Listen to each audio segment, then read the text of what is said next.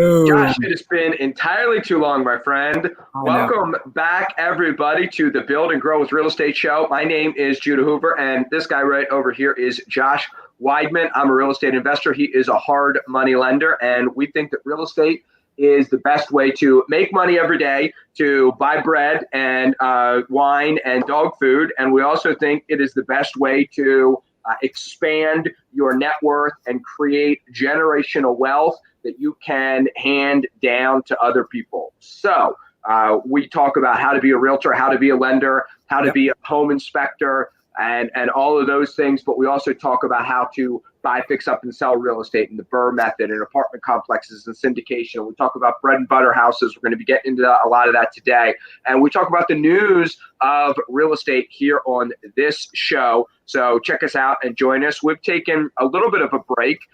We've recalibrated a whole bunch of things. We thought we'd take about 2 weeks before Christmas, and then maybe 2 weeks after Christmas. We ended up working straight through, basically through Christmas, and even did shows during our Christmas break. So we needed about a month off to get some work done behind the scenes, and that is done. And so we are back here with you today. So Josh, how you been? I've been great, Judah. I've been great. You know what? It's a new year, and a lot of people, like we talked about setting goals last July, right? Yep. And a lot of people, it's interesting to watch a lot of the Facebook feeds and a lot of what people are posting and talking about. And you know what? I jumped right into my 2021, pursuing those goals beginning at the end of last year. But, taking off a month, I had a lot going on in my personal life, and it was really, really a good time. We had, long story short, I'm glad to be back, but it was a very, very full, time frame. Very full month. Yeah. Right? Same thing with me. So that's great. We could talk about it. But I basically, on the real estate side, we were thinking that through November and December and January, we were going to grow our 8-year-old company, which is not a small, thing. We thought that we were going to be looking at potentially a 20% increase, maybe a 25% increase, because we were working on a bunch of stuff there in Q4. It ended up basically being a 30% increase in the size. Slate House Group. So just absolutely crazy stuff.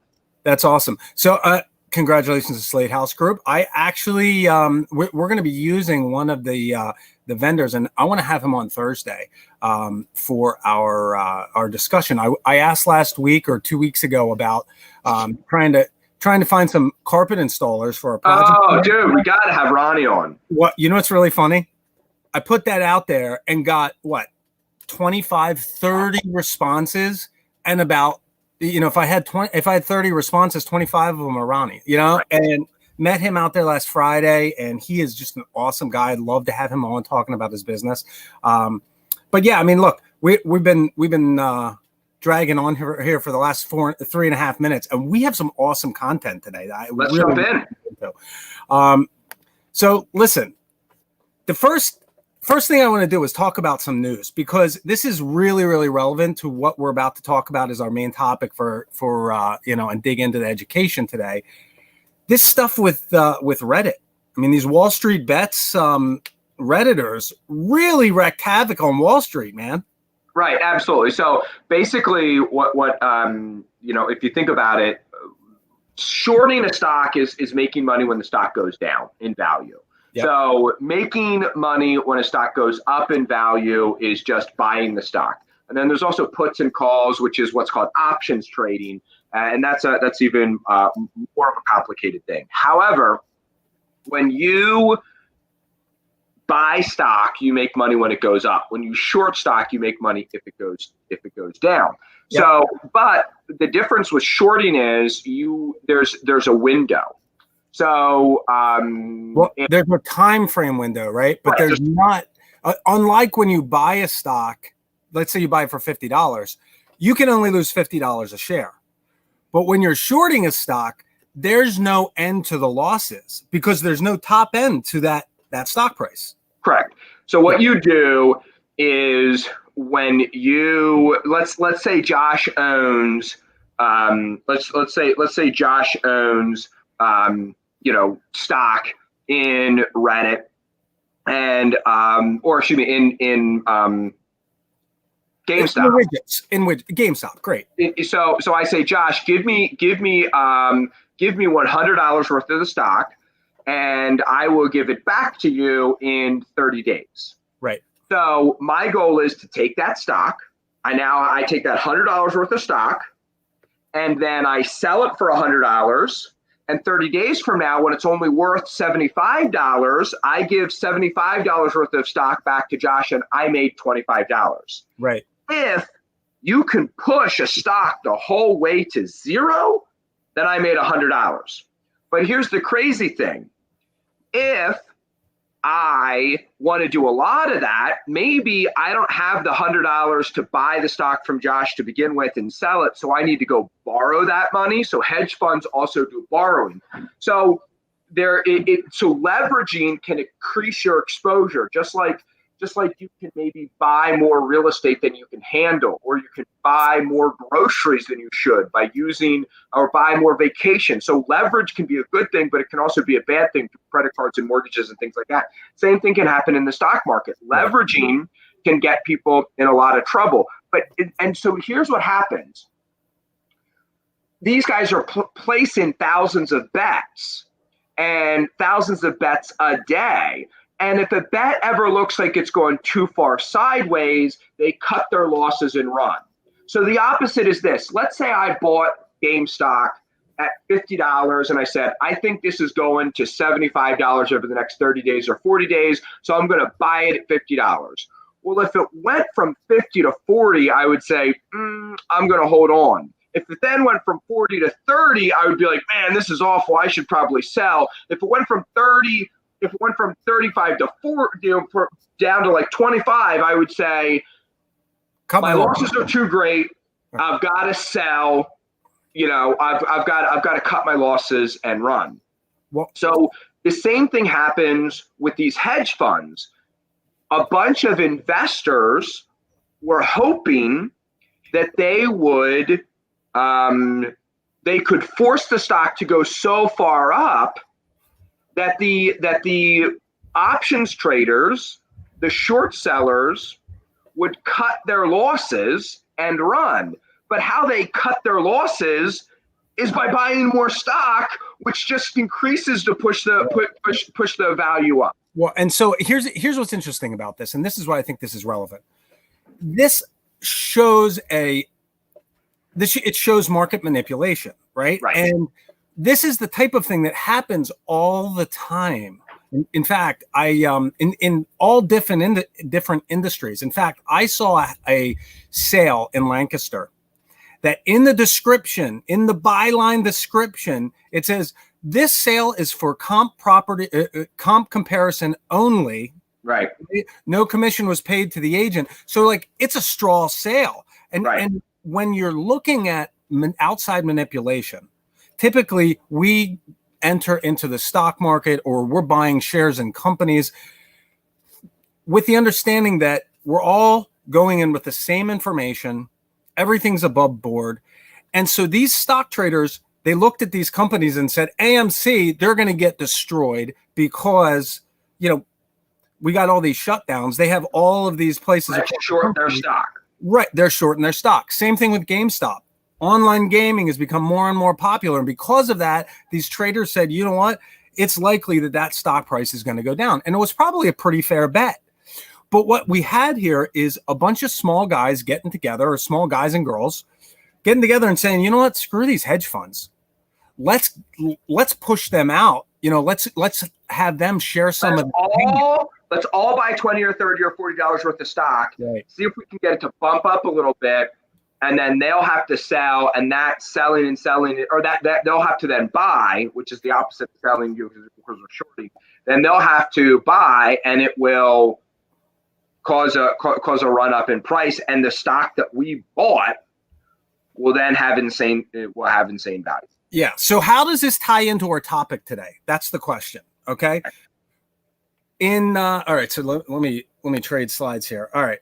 So today we're going to talk about investing in the land of the blind. Now this is kind of a play on words, but we've all heard the saying, in the land of the blind, the one-eyed man is king, Right. right?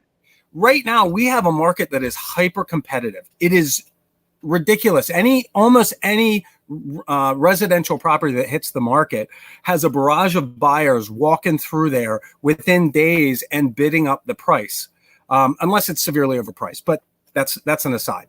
We got a lot of competition and there's a lot of growth. I think I was looking at pricing around this, around this project that we have going on, and in the last year, there's been a 20% increase in property values. 20% in a small market, and certainly Palmyra is not the high-end market, but it is full of very median priced home values. And because of that, and we've seen this increase all across the country.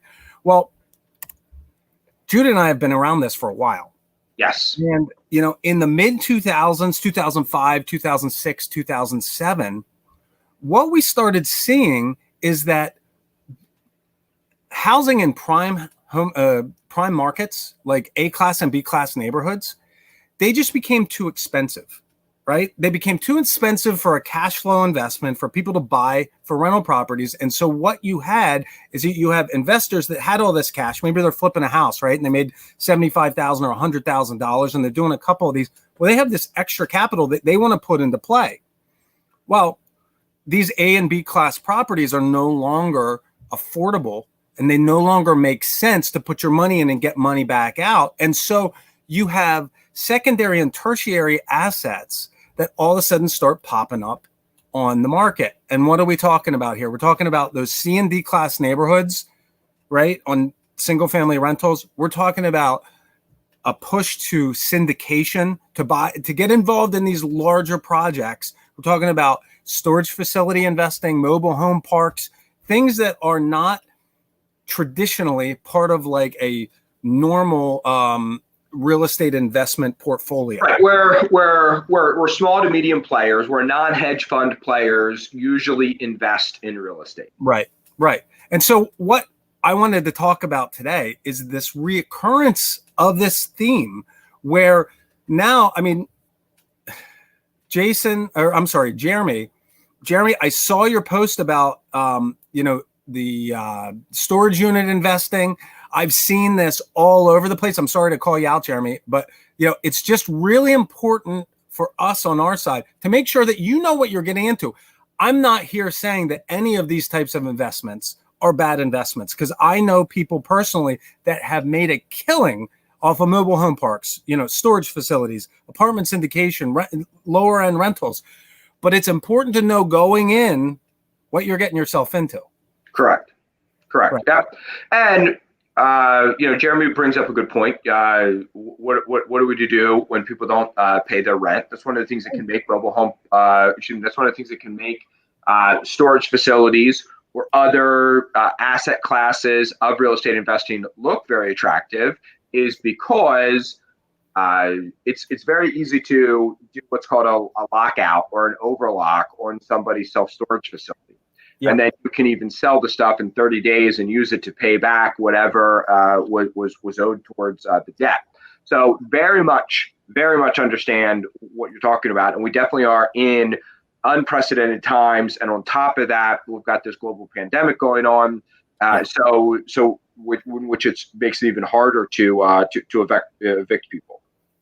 Yeah. So our backdrop or our baseline is a better word. Our baseline here is what we're calling our bread and butter properties. These are what you would traditionally see, like 2014, 2015. This is what everybody was investing in. These are really straightforward 3-bedroom, 1.5 bathroom, detached houses, or row houses or whatever. But they're areas where the median home price really kind of governs what is being done here. Like we had median home prices of probably $200,000 at that point. And at that price point, it becomes really advantageous to buy these type of properties, to rent them out, and to collect the income and depreciation, and all the other stuff that goes along with them. The thing about bread and butter properties is, number one, you're making money on a couple different levels. You get the appreciation is fairly consistent 3 to 5% every single year. Even in a very stabilized market, you're going to see that appreciation. You're also going to have really predictable rental income for your tenants, because these are areas that are not attracting, the hourly worker typically. Working medium prices where tenants have good income, they have good jobs, it's very consistent, they have decent credit, and typically they pay their bills, right? And they're not typically the type of tenants that are trashing properties and all that kind of stuff. It happens, there's outliers, but we're talking about the typical property.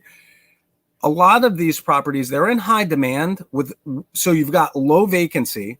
And if the property is in good shape when the tenant moves in, there's really not going to be a ton of maintenance. Essentially I'm renting to me, right? I mean, if there's a leaky faucet, I'm going to try to fix it before I call the landlord. There's a clogged toilet, I'm going to pull out my plunger, things like that. And also, if something's broken, they're going to call the landlord before they just break it more or get frustrated with it or don't report it, and therefore it gets worse and things like that. I mean, they're responsible individuals that at this point in their life, they're renting, but at some point in the future, they're going to buy a house. And so they're worried about their credit. Or they think that they want to buy a house, or their goal is to have the option to buy a house. That's right. Exactly. So with these type of properties, you're not going to see massive, jumps in value that are outliers that you don't necessarily see in the general market, right? Right. But they're the type of thing that over time, they are going to consistently increase in value. You're going to get your rents way more often than you don't. You're going to have low eviction rates and low problems. You got all the tax deductions, and it's certainly going to, your income is certainly going to offset inflation. It's just a very solid real estate investment. And as I said, this is our baseline. So now we got all these other different kinds of asset classes. And this slide sucks, frankly, because there's a lot on here. But let's look at some of the differences in these different types of asset classes. And let's talk about what are some things to look out for, I guess, when we go through here. All right. So the first is this C and D class rentals. And I call these guys paper tigers. Right.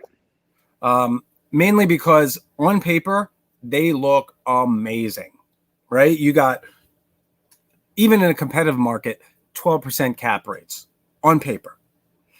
They can go as high as 20% cap rates. You can buy them cheap, you renovate them cheap, you put in a tenant, and if they pay, it's great. But if they don't pay, we got problems.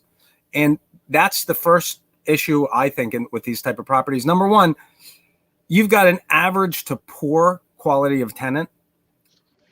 Would you agree in those type of so 100%. So I think that the challenge with these is absolutely that you're going to have a tenant in there who probably knows the eviction system better than you do, and probably understands what games to play and excuses to make when you're going through that eviction process, and also just in the quality of the tenant, not in the quality of them as an individual. Listen, Jesus loves everybody. So, but when it comes to the quality of them as an individual, they're probably working a job that is more susceptible to being laid off if the economy goes through a downturn. So if the economy slows down a little bit, there's a lot of C and D quality people that are now out of work, and they can't pay rent anymore. Well, and okay, and in that same with that same undercurrent, right? These are areas where you might have the nicest property in the market, especially if you're buying and renovating, right? So you're going to have plenty of applications, but your vacancy rates are typically going to be higher than you see in A-class properties. And the reason for that is that, number one, you might have 20 applications, but only one of them was qualified. Right. Credit's too low, the income doesn't work, they've had evictions, they've had financial issues, and that goes right into maintenance. If I have a clog in my toilet or in my drain, I'm going to go out and buy a bottle of drain cleaner. Whereas that $10 or whatever it costs for drain cleaner, it sounds silly, but like that might be an additional expense that they just don't want to afford. And so they're going to call the landlord. Hey, I got a clogged drain in my, my sink, whatever. Bought Drano this weekend for the rental property that I currently occupy. Did not call the landlord. There we go. And beyond that, though, Judah, think about it like this. I mean, when it comes to maintenance, there are some things that you just don't want to wait for a handyman to come out and do. If you can do it yourself, the cost is negligible and you don't want to be interrupted. That's not always the case in these C and D class neighborhoods. Here's the mistake that everybody makes when it comes to A quality properties and also C and D quality properties. Okay. Yep. So they look at a short-term window, 2 to 3 years, and they think that that's how that property is going to perform. So people think that, oh, this A class property, maybe it's not as good as I thought it's going to. Maybe it's going to have a 3 to 5% vacancy when that's not even close to being accurate. Because actually over a 20-year frame of having that property, you're going to have a 2-year tenant, a 5-year tenant, a 15-year tenant. You know what I mean? Like you're on a 20-year time frame, your vacancy is going to outpace what your short-term projection. Still there? Yeah. Right. So you're gonna. We're here. You're breaking up. Am I breaking up, or is it you that's breaking up? Who knows? We can hear you. Keep going. All right, great.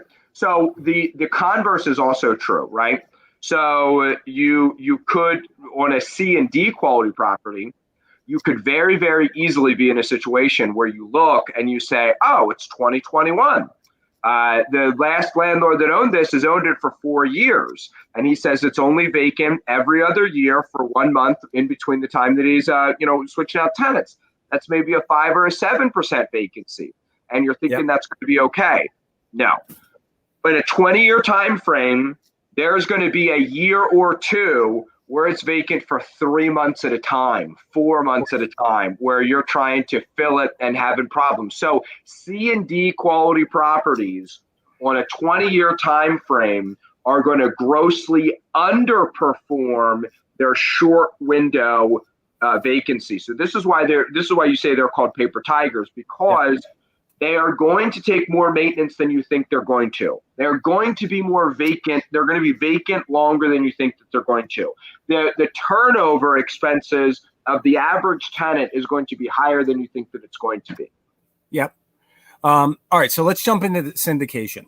So syndication, if you're not familiar with this is, let's say I find a 20-unit apartment building that I can get for, $1 million, right?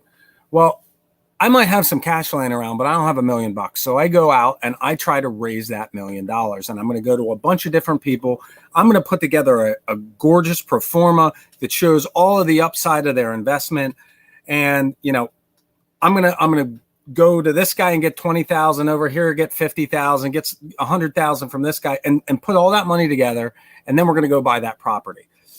Syndicated investments are some of the most high-risk investment types that you can have across the board, because there are a ton of moving parts and there's a lot that can go wrong. If you have a good operator, that's one thing, but if you have an operator that doesn't have the experience or you're not sure about, it can be terrible. Right. It's also the reason that a lot of syndication projects will show returns of 15 to 30% annually over the course of the project on paper. Yeah, I know a guy who fished a lot here in Central PA, and he just went to jail because of a lot of things that he was doing. And he had a lot of good Mennonite money tied up, and for a long time had a whole bunch of people trusting him.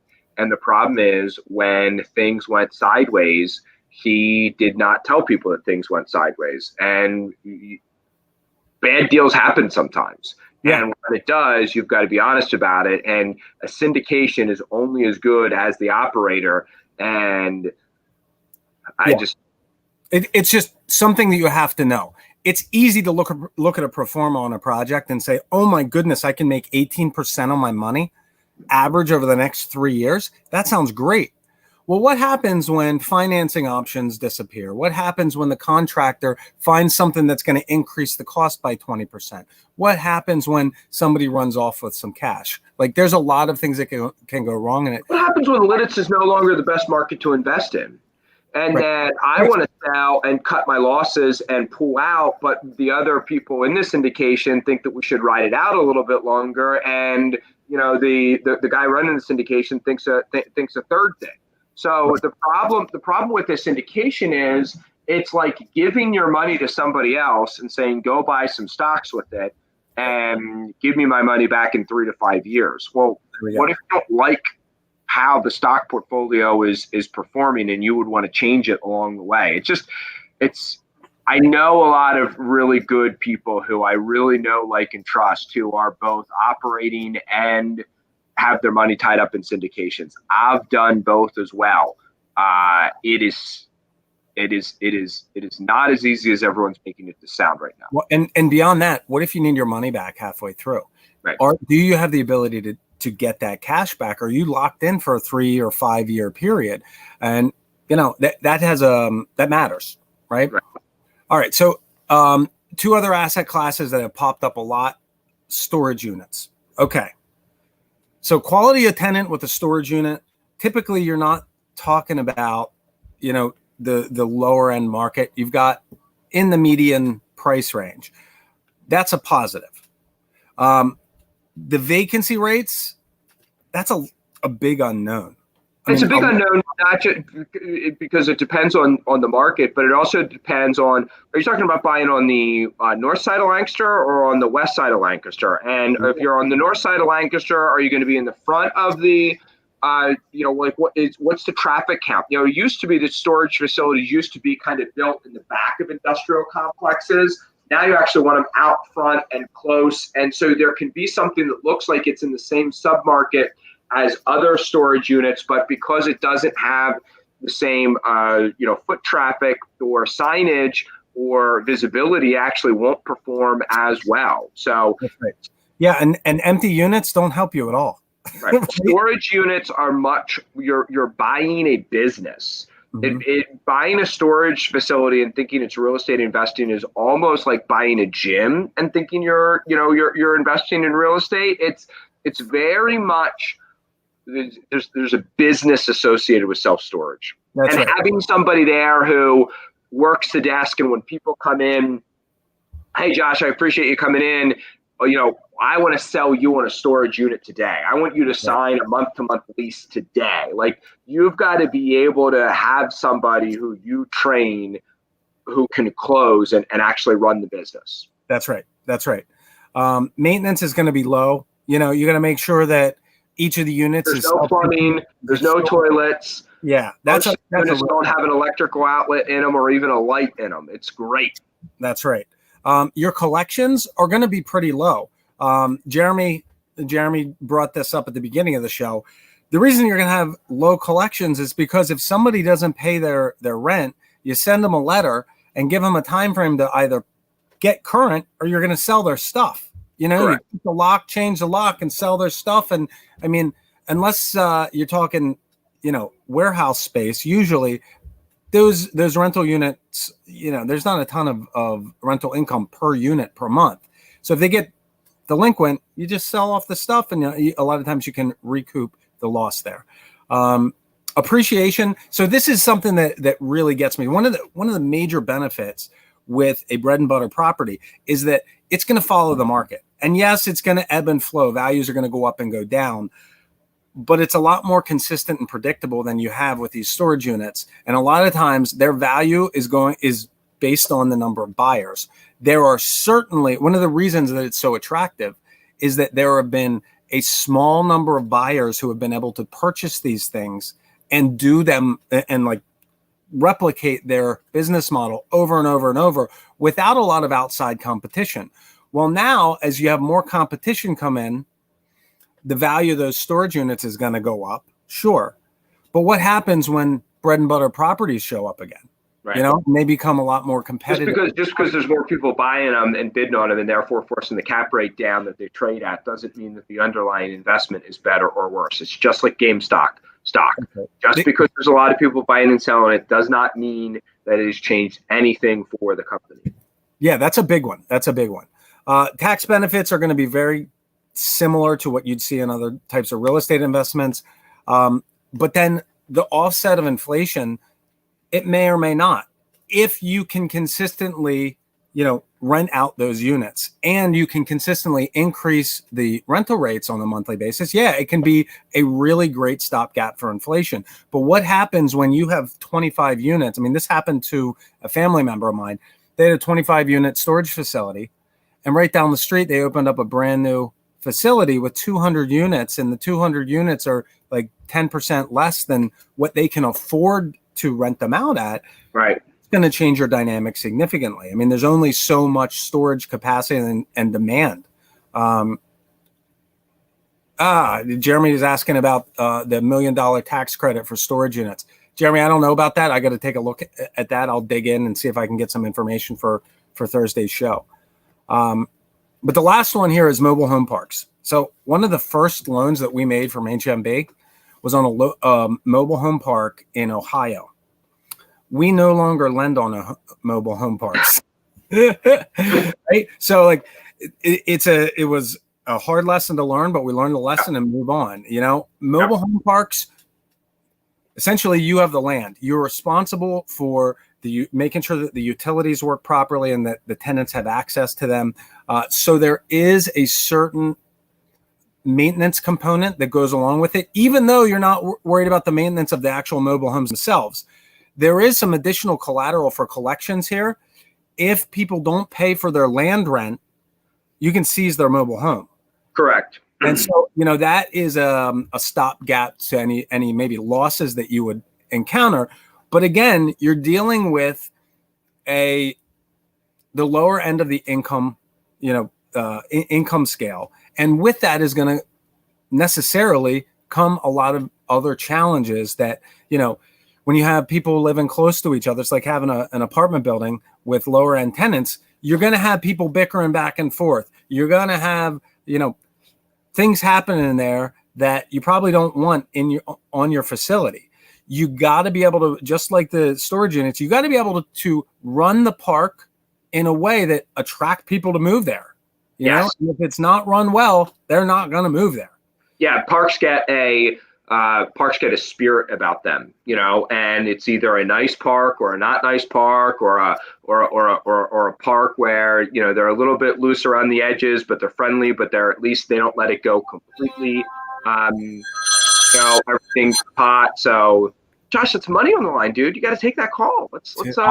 I will make the call. I'll return that call. I mean, live TV. This happens every time. Sorry. Exactly.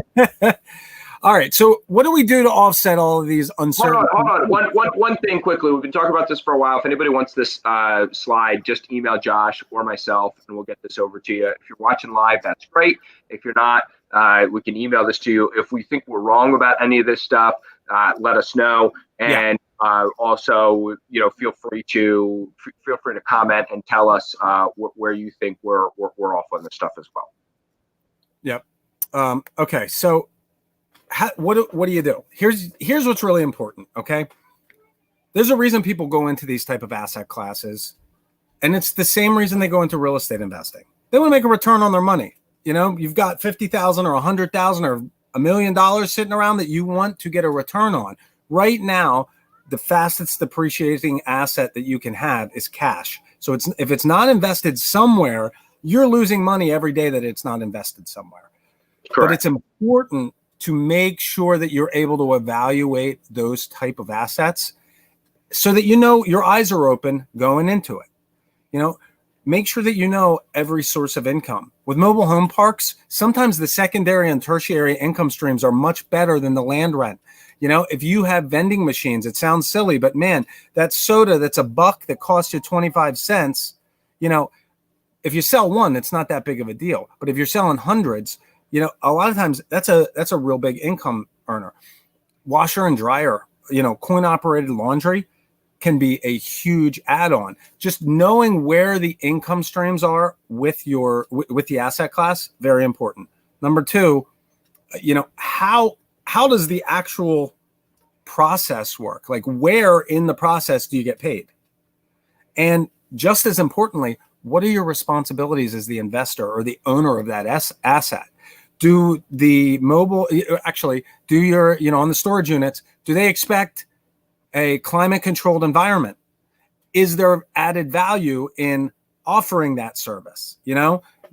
Is there added value in making sure that there's gas service to each of the mobile homes in your park?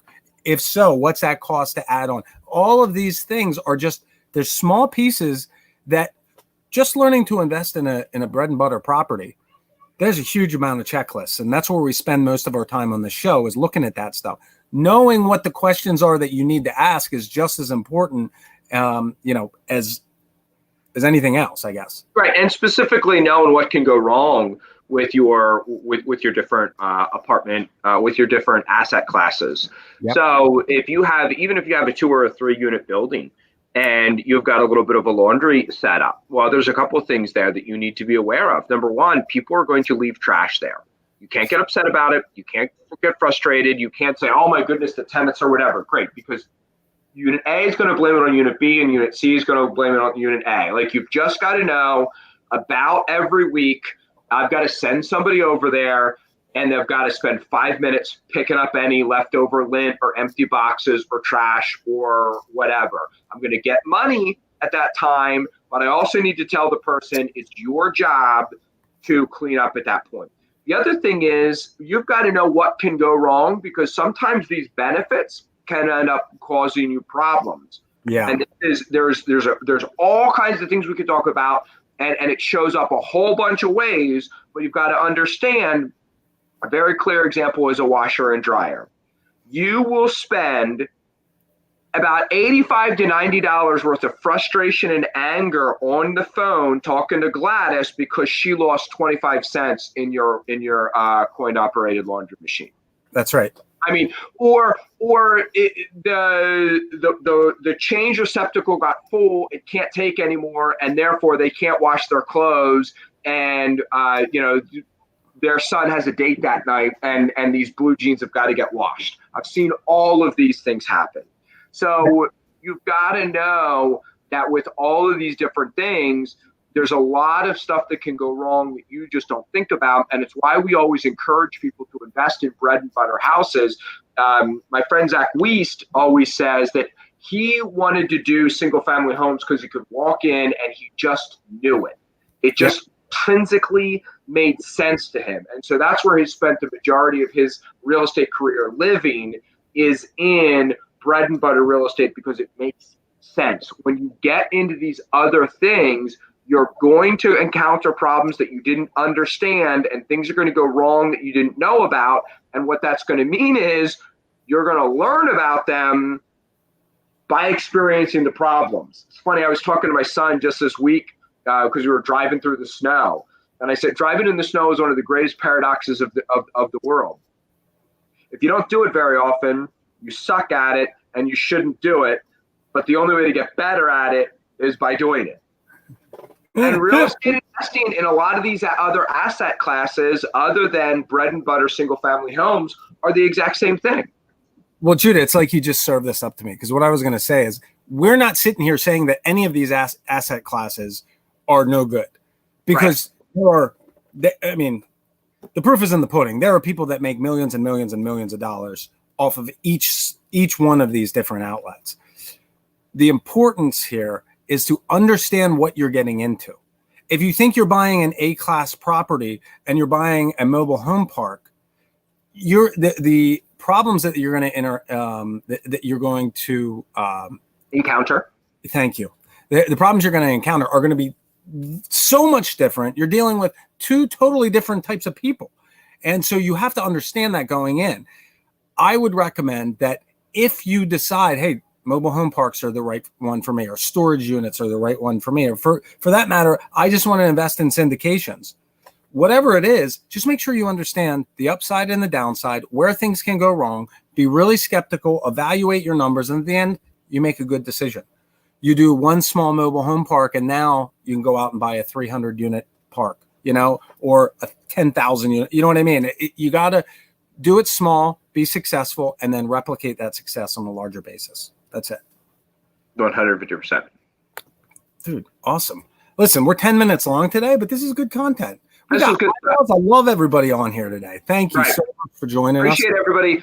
Share the show, like the show, tell other people to check us out. Listen, we are in the no BS approach to real estate investing. That's I was right. out with coffee. I was just out with coffee the other day with a friend of mine, Brian Davis, who we got to have on here. And somebody else came up and he said, "Hey, so what's different about you, Judah? Like, why?" I said, "Listen, here's the deal. I don't tell people that knowledge is power. I tell people action is power, and I help people take action." I got into a little bit of a spat with people. Maybe you guys saw it in one of the Facebook groups that I'm a moderator for, because I encourage people to do 2 or 3 deals before they set up an LLC. So this is the show, not never set up an LLC, but do 2 or 3 deals before you set up an LLC. Right. So things that Josh and I talk about on here are going to sometimes be slightly controversial compared to a lot of the other knowledge and information that's presented out there. But it's because Josh is a real estate investor himself, and Josh also works with a whole bunch of real estate investors as his clients. Yeah. I'm a real estate investor myself, and I also work with a whole bunch of real estate investors as my clients. It's like that old, I wish we could use the line, but it's the farmers commercial. We know a thing or two because we've seen it or two. Josh and I have seen a thing or two. So appreciate everybody being here, and have yourself a great day. We'll be back later in the week. That's right. Hey, guys, go make some money. And we'll be back here on Thursday. Peace out. See you guys. See everybody.